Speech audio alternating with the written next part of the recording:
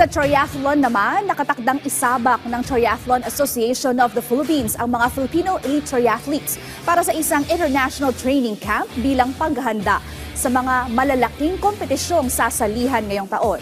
Para sa detalye, narito ang report ni Paulo Salamati.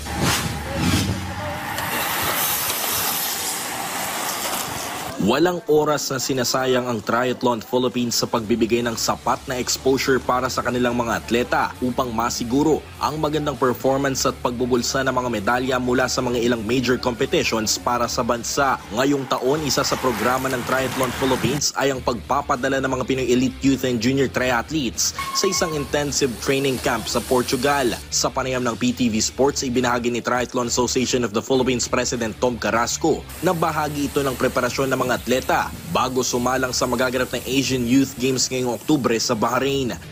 Well, we just want to send competitive team, and before they go to AYG in October in Bahrain, we'll bring them to Desmore training camp in Portugal. Yung mapipili natin tatlo, apat na atleta, at most 6, and we will train them to high performance coaching.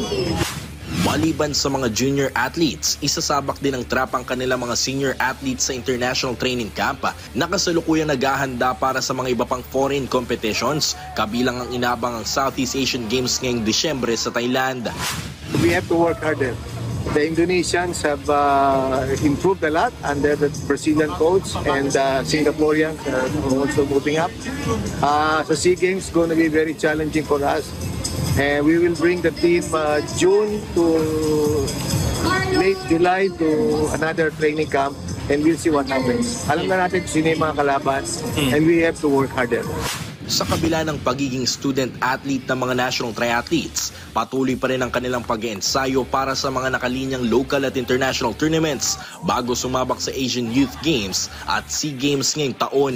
Paulo Salamatin para sa Atletang Pilipino, para sa Bagong Pilipinas.